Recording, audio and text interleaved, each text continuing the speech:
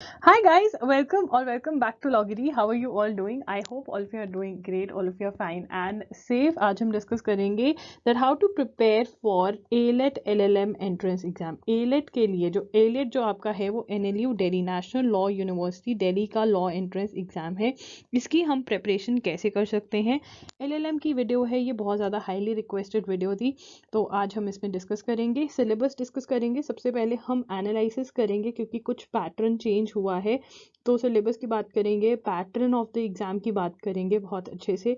ठीक है, तो ये एक डिस्कशन होने वाली है. आप लोग कमेंट करके मुझे बताइए कि क्या प्रॉब्लम्स आप फेस कर रहे हैं, तो मैं एक पार्ट 2 भी कर दूंगी जिसके अंदर मैं आपकी स्पेशली प्रॉब्लम्स ले लूंगी एलेट एलएलएम वालों की. If you want to know मैंने और कौन से एलएलएम के एग्जाम्स कवर किए. एक तो मैंने दिल्ली यूनिवर्सिटी कवर किया हुआ है बहुत अच्छे से, तो वो आप चेकआउट कर सकते हैं, लिंक मैं डिस्क्रिप्शन बॉक्स में दे दूंगी. और एक मैंने क्लैट का भी एलएलएम कवर किया हुआ है. अगर आप चाहते हैं कि मैं और भी एलएलएम के एग्जाम्स कवर करूं, so you need to comment down below and tell me कि ये वाले एग्जाम्स कवर करो. तो जिसके सबसे ज़्यादा कमेंट्स होंगे मैं वो वाला एग्जाम कवर कर दूंगी. राइट, तो टॉपिक्स हम डिस्कस करेंगे कि कौन से टॉपिक्स हैं जो इम्पोर्टेंट हैं, कौन से टॉपिक्स आपको करके जाना चाहिए, बुक्स कहाँ से आपको स्टडी करनी चाहिए, क्या पढ़ना चाहिए, कैसे पढ़ना चाहिए, वो सब मैं आपके साथ डिस्कस करूंगी. Let's get started. Ya guys, welcome to Lawgiri. I hope you subscribe to Lawgiri's YouTube channel and hit that bell notification so that you do not miss any of our videos. And I hope you're following us on Instagram. We're there by the name at I am Logiri. We do pretty motivational stuff out there if you want to stay happy, if you want to stay motivated, and if you want to stay connected a little more with Logiri, then do follow us on Instagram. तो आपका eligibility criteria क्या है? 50% marks चाहिए आपको law के अंदर, LLB के अंदर. अगर आप जनरल कैटेगरी से हो 45% चाहिए, अगर SC ST PWD कैटेगरी से हो.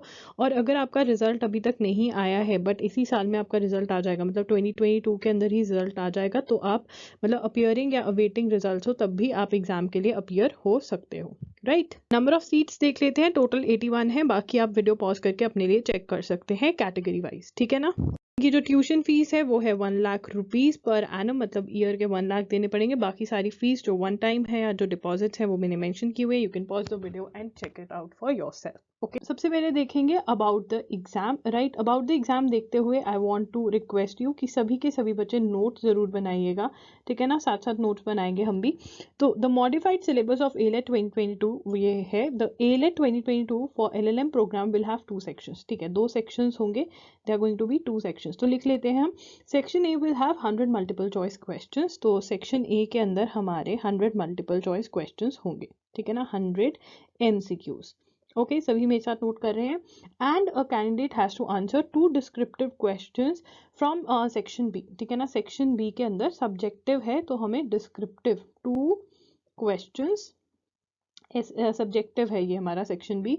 The examination will be for 90 minutes. ठीक है, हमारी जो एग्जामिनेशन है उसको करने के लिए हमें कितना टाइम दिया जाएगा? 90 मिनट्स. वेरी इंपॉर्टेंट, नोट कर लीजिए. ठीक है, उसके बाद इन्होंने बताया section A will consist of 2 parts. ठीक है, सेक्शन ए के फर्दर हम 2 पार्ट्स लिख लेते हैं, पार्ट 1 और पार्ट 2. ठीक है ना, पार्ट 1 के अंदर इंग्लिश लैंग्वेज होगी. वो कह रहे हैं पार्ट 1 के अंदर इंग्लिश लैंग्वेज होगी. तो ये एक बहुत ही बड़ा चेंज है. इंग्लिश लैंग्वेज आ गई है LLM के पेपर में, जो कि है आपकी 50 मार्क्स की. 50 क्वेश्चंस 50 मार्क्स. नोट कर लिया. उसके बाद हमारा आता है पार्ट 2. पार्ट 2 के अंदर इन्होंने कहा है लीगल रीजनिंग, वही 50 क्वेश्चंस 50 मार्क्स. ठीक है ना, 50 क्वेश्चंस 50 मार्क्स. उसके बाद आता है negative marking. There will be negative marking in section A. तो हमारे सेक्शन ए के अंदर यहाँ पर नेगेटिव मार्किंग भी है. ठीक है, लिख ले, सेक्शन ए के अंदर नेगेटिव मार्किंग है.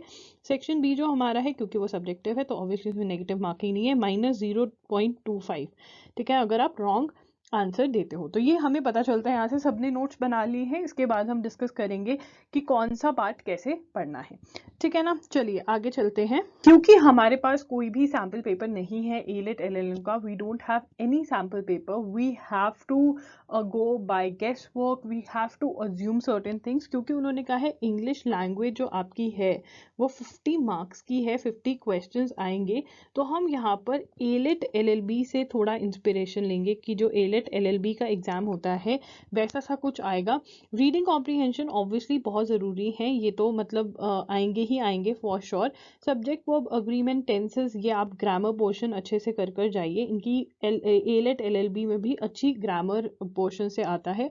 ग्रामर के बेस पे spotting errors, choose appropriate words, parts of speech भी आपका ग्रामर का पार्ट हो गया, vocabulary, idioms, figures of speech, punctuation, sentence rearrangement, ये वाले टॉपिक्स हमें सेफ साइड के लिए कर कर जाने पड़ेंगे, बिकॉज इंग्लिश का मतलब है रीडिंग कॉम्प्रीहेंशन और ग्रामर, तो ये दोनों हम कवर कर कर जाएंगे। अगर सैम्पल पेपर आ जाता है तो I analyse it for you and come up with the syllabus, but for now you have to focus on English.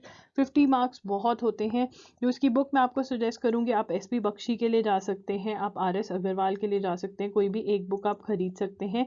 और सबसे बड़ा टिप मैं देना चाहूंगी कि आप रेनन मार्टिन के लिए भी जा सकते हैं, बट रेनन मार्टिन के लिए तब जाइए अगर आपको किसी ने वो पहले पढ़ाई हुई है, आपने स्कूल में पढ़ी हुई है, नहीं तो इस बुक के लिए मत जाइएगा, आप बहुत ज़्यादा कंफ्यूज होगे। इन दोनों में से एक बुक आप चूज कर लीजिए। ओके, लीगल रीजनिंग, तो can you see they have used this word reasoning, ठीक है ना। तो रीजनिंग से ये क्या कहना चाहते हैं, क्या ये क्लैट एलेट टाइप वाली रीजनिंग जो हमने एलएलबी के अंदर रीजनिंग होती है उसके ऊपर जा रहे हैं ये लोग, कैसा रीजनिंग होता है। तो I analyse the previous year question papers. अगर हम 2020 का क्वेश्चन पेपर एनालाइज करते हैं एलएलएम का, तो वो बहुत ज़्यादा इजी पेपर था। वेराज जब हम 2019 पे जाते हैं तो हमें कुछ रीजनिंग वाले क्वेश्चंस दिखते हैं, बट वो रीजनिंग वाले क्वेश्चंस में हमें नॉलेज चाहिए, मतलब जो हमारे क्लैट के पेपर में आते हैं तो उसके अंदर हमें लॉ की नॉलेज अगर नहीं भी है तो चलता है, ठीक है ना। तो हमें कोई प्रायर नॉलेज ऑफ लॉ की रिक्वायरमेंट नहीं है। जब क्लैट और एलेट, जो अब एलेट का भी एलएलबी का आया है, तो उन्होंने लिखा हुआ है no prior knowledge of law required. क्या लिखा हुआ है, ये हमारे लिए बहुत ज़रूरी है, no prior knowledge of law required. ये कौन से पेपर में लिखा है, प्लीज़ पे अटेंशन, कंफ्यूज मत हो जाना। ये उन्होंने लिखा है एलेट एलएलबी, एलेट एलएलबी के पैटर्न में, नॉट एलएलएम, एलेट एलएलबी के पैटर्न में, बी, ठीक है ना। बट हमारे जो एलएलएम का पैटर्न है उसके अंदर ऐसा कुछ भी मेंशन नहीं है, उन्होंने सिर्फ लीगल रीजनिंग मेंशन कर दिया, 50 मार्क्स 50 क्वेश्चंस, राइट। तो इसका क्या मतलब निकलता है, जब हम प्रीवियस ईयर क्वेश्चन पेपर्स देखते हैं 2019 का, 18 का, तो हम देखते हैं कि यहाँ पे कुछ डिफरेंट टाइप ऑफ रीजनिंग है जहाँ पर prior knowledge of law is required, ठीक है ना। तो प्रीवियस ईयर क्वेश्चन पेपर्स यहाँ पे बहुत ज़्यादा हेल्पफुल है हमारे एलेट के।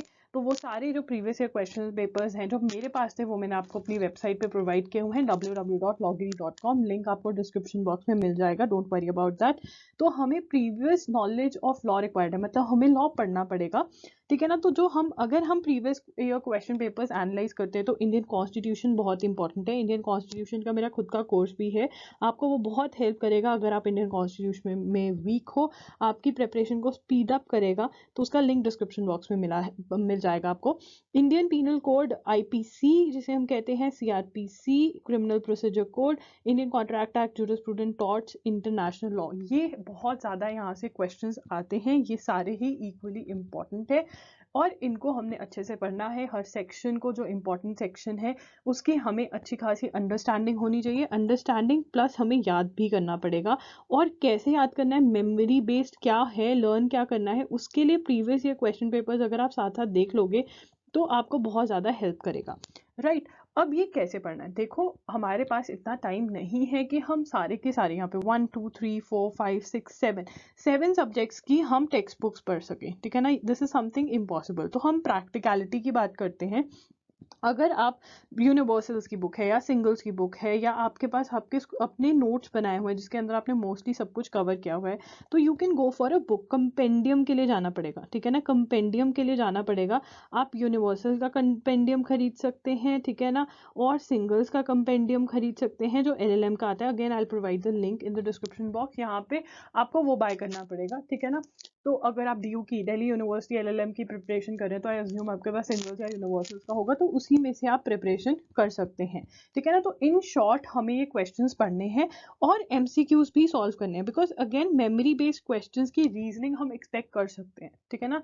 जब तक ये सैम्पल पेपर नहीं निकालते हमें अपना मेमोरी बेस्ड ही रखना होगा, और इनके प्रीवियस ईयर क्वेश्चन पेपर्स में जैसी रीजनिंग है वैसे ही हम अज्यूम कर रहे हैं कि वैसी ही आएगी। देखो, to be on the safe side, देखो अगर ऐसी रीजनिंग आती है जिसमें आपको प्रायर नॉलेज ऑफ लॉ नहीं रिक्वायर्ड है तो बहुत बढ़िया, आप कर सकते हो। बट अगर रीजनिंग ऐसी आती है जिसमें prior knowledge of law required है, जिसमें आपको पढ़ा हो तभी आप सॉल्व कर सकते हो, तो आपको सेफ साइड चलना पड़ेगा, क्योंकि हमें यहाँ पे क्लैरिटी नहीं है, पैटर्न चेंज हो गया है, ठीक है ना। तो हम क्या करेंगे, हम थ्योरी पढ़ेंगे, कौन सी बुक्स बुक्स में से यूनिवर्सल या फिर सिंगल्स में से एनी वन, दोनों बाय करने की जरूरत नहीं है, any one is more than enough. और फिर उसके बाद एमसीक्यूज है, हम उनको एमसीक्यूज को सॉल्व करेंगे, ठीक है ना, ये हमने करना है। और हमने प्रीवियस ईयर क्वेश्चन पेपर्स को बहुत क्लोजली बार बार चेक करना है सो दैट हम अपनी प्रेपरेशन को ऑन ट्रैक रख सकें, ठीक है। हम एक क्वेश्चन देखते हैं एलेट एलएलएम के प्रीवियस ईयर क्वेश्चन पेपर्स में से लिया मैंने। A in a great fire pulls down B's house in order to prevent the conflagration from spreading, he does this without the intention in good faith. अब देखो यहाँ पर ठीक है ना, यहाँ पर without the intention in good faith to saving human life और प्रॉपर्टी। ठीक है, ये क्या लग रहा है हमें, अगर आपने, बिकॉज आप एलएलबी तो कर रहे हो ना, तो आपने बेयर प्रोविजन पढ़े होंगे, तो ऑफेंसेस जब हम पढ़ते हैं या कुछ भी पढ़ते हैं तो हम देखते हैं ना कि ऐसे इंग्रेडिएंट्स होते हैं। अगेन अगर हम थेफ्ट के बारे में पढ़ रहे हैं, हम रॉबरी के बारे में पढ़ रहे हैं, हम नेसेसिटी नेग्लिजेंस के बारे में पढ़ रहे हैं, तो हम वहाँ पे देखते हैं कि वो हमें बताते हैं कि नेग्लिजेंस कब माना जाएगा, रॉबरी कब माना जाएगा। तो हम उसका प्लस प्लस करके फॉर्मूला बना सकते हैं ना कि अच्छा अगर विदाउट इंटेंशन करते हैं, गुड फेथ में करते हैं, ह्यूमन लाइफ को सेव करने के लिए करते हैं, प्रॉपर्टी को सेव करने के लिए करते हैं, तो ये ऑफेंस होगा या नहीं होगा। तो इसका मतलब हमें जब हम पढ़ रहे होंगे, जब हम सब्जेक्ट को स्टडी कर रहे होंगे, तो हमने कैसे स्टडी करना है, हमें उसके सेक्शन के इंग्रेडिएंट्स अच्छे से पता होने चाहिए, वो हमें याद होने चाहिए जितने इंपॉर्टेंट सेक्शंस हैं। तो दैट इज वाई आपको प्रीवियस ईयर पेपर्स एनालाइज करने, खुद पढ़ने बहुत जरूरी है, ताकि आपको पता चले कि कैसे आपको पढ़ना है। ओके, यहाँ पर मैं आपको एक और क्वेश्चन दिखा देती हूँ। जी, अ 17 years old girl was married to H. H during the subsistence of the said marriage entered into another marriage। अब देखिए subsistence of the said marriage, पहले मैरिज के चलते हुए दूसरी मैरिज में एंटर कर गए with P। The court may take cognizance of the offense of bigamy if the complaint is brought by। ठीक है, अगेन ये थोड़ा theoretical हो गया कि कौन कंप्लेंट का, who can file the complaint। ये थोड़ा रीजनिंग वाला क्वेश्चन नहीं हुआ, who can file the complaint, because again memory based हो गया। मुझे लगता है कि हम अगर रीजनिंग एक्सपेक्ट कर रहे हैं, तो अगर ये हमें लर्निंग के बेस पे रीजनिंग देंगे, तो जो मैंने पिछली स्लाइड में क्वेश्चन डिस्कस किया वैसा सा होने के ज्यादा चांसेस है।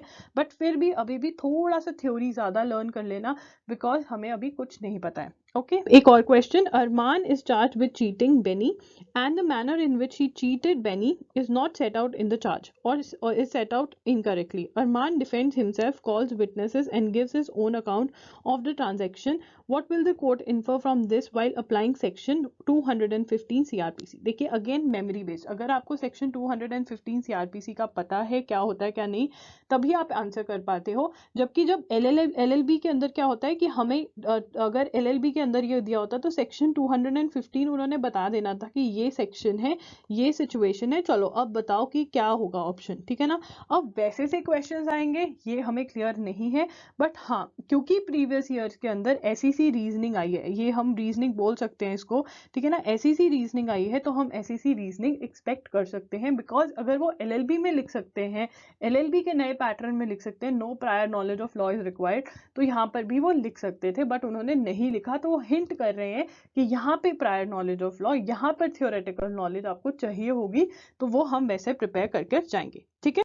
R takes a loan from M on the security of his bike, but when M was away, R took away the vehicle. The loan was not repaid. R is guilty of. Again, ठीक है, कौन सा offence commit किया है ये हमने बताना है। अगेन अगर हमें इंग्रेडिएंट्स पता होंगे तभी हम ये टाइप के क्वेश्चन आंसर कर पाएंगे, ठीक है ना। तो हमारी प्रिपरेशन थोड़ा सा हमें प्रीवियस ईयर क्वेश्चन पेपर्स को थोड़ा सा नहीं बहुत ज़्यादा कंसिडर करना पड़ेगा, क्योंकि they have not given us any sample paper, एक पैटर्न बता दिया बस। तो मैं उम्मीद करती हूँ कि ये लोग सैम्पल पेपर के साथ आएंगे ताकि हमें और क्लैरिटी मिल सके, तब तक हमें थ्योरी पे फोकस करना पड़ेगा, ठीक है। बात करते हैं सेक्शन बी की, ठीक है ना, जल्दी से सेक्शन बी की बात करते हैं। Section B will have 8 to 10 questions, ठीक है, चलिए लिख लो जल्दी से। सेक्शन बी के अंदर 8 to 10 क्वेश्चंस होंगे, 8 to 10 questions. The candidate will have to answer any 2 descriptive questions of 25 marks each, ठीक है, हमें 2 descriptive questions आंसर करने हैं। प्लीज लिख लीजिए, ये बहुत हेल्प करेगा आपको। 2 descriptive questions हमें आंसर करने हैं, और वो क्या है, 25 marks each। 25 marks each मतलब ये सेक्शन इन इटसेल्फ कितने नंबरों का हो गया, 50 marks का है ये हमारा, ठीक है ना। The evaluation of section B, the following process is applicable. Evaluation किस बेसिस पे होगी, the university will prepare a list consisting of 3 times the number of seats of each category of students taking taking into account the reservation policy of the university on the basis of total marks secured in section A. Evaluation of section B will be done only for the candidates covered by this list. ठीक है ना, तो section B क्योंकि subjective section है, जैसे पहले CLAT वाले करते थे वैसे ही करेंगे लोग कि कुछ कुछ लोगों का ही चेक होगा जो कि उनकी लिस्ट में आएंगे। सेक्शन ए के बेसिस पे एक लिस्ट बनेगी, फिर उनका सेक्शन बी चेक होगा। The final rank list will be prepared based on combination of the scores in section A and B. मतलब सेक्शन ए और बी दोनों के मार्क्स कंसिडर किए जाएंगे जब आपकी मेरिट लिस्ट बनाई जाएगी। ठीक है ना, यहाँ पे जो बात नोट करने वाली है वो ये है questions from different branches of law. ठीक है, ये जो आपके 8 to 10 क्वेश्चंस आएंगे जिसमें हमें 2 डिस्क्रिप्टिव क्वेश्चंस आंसर करने, ये कहाँ से आएंगे, क्या लिखा है इन्होंने, from different branches of law. ठीक है ना, from different branches of law. तो अब इसके अंदर हम कौन सी ब्रांचेस ऑफ लॉ कवर करके जाएंगे, जो मैंने आपको पिछली स्लाइड्स में लिस्ट दी है फॉर सेक्शन ए। ठीक है ना, अज्यूम करना पड़ेगा हमें, हम सारा का सारा लॉ नहीं कवर कर जा सकते, इम्पॉसिबल है, उसको याद रखना। आपको ये देखकर जाना पड़ेगा कि मैंने एलएलबी के अंदर पढ़ा है तो उसके बेसिस पे, और जो ये मेरे 7 to 8 सब्जेक्ट्स मैंने आपको लिस्ट दी है previous year question papers analyse करके, तो हम इस लिस्ट को ही कंसिडर करेंगे। तो अगर हम अपनी थ्योरी पढ़कर जा रहे हैं अच्छे से, तो मुझे लगता है कि हम ये वाला जो 25 मार्क्स के क्वेश्चंस हैं वो भी अच्छे से सॉल्व मतलब आंसर कर पाएंगे। ठीक है ना, फ्रॉम डिफरेंट 8 to 10 क्वेश्चंस आएंगे, तो 8 to 10 क्वेश्चंस में से 2 क्वेश्चंस का आंसर तो हमें आता ही होगा, इतना तो हमने एलएलबी में भी पढ़ा है, तो ये आपको करना है। Okay guys, that's it for today's video. I hope आपको ये वीडियो हेल्पफुल लगा होगा। अगर वीडियो हेल्पफुल लगा, please please please do like the video and please subscribe to the channel because that motivates me to create more content for all of you, and comment down below कि आप LLM के papers में मेरे से क्या help चाहते हैं। I would love to do more videos related to LLM. Please do check out the description box, वहाँ पे मैंने CLAT LLM के लिए जो वीडियो की है और दिल्ली यूनिवर्सिटी LLM के लिए जो वीडियोस करी हैं वो मैं आपके साथ शेयर कर दूंगी लिंक्स वहाँ पर। and do check out the page that I have created for ALET LLM specially, वहाँ पे आपको sample papers, sorry not sample papers, आपको प्रीवियस ईयर क्वेश्चन पेपर्स मिल जाएंगे, ALET LLM के बुक्स की लिस्ट मिल जाएंगी आपको, और भी डिटेल्स मिल जाएंगी सारी मेरी वेबसाइट पे www.loggery.com. Link of the page is going to be given in the description box. So that's it, Loggery signing off. I'll see you super soon. You guys keep on studying. Do comment down below. Bye and take care.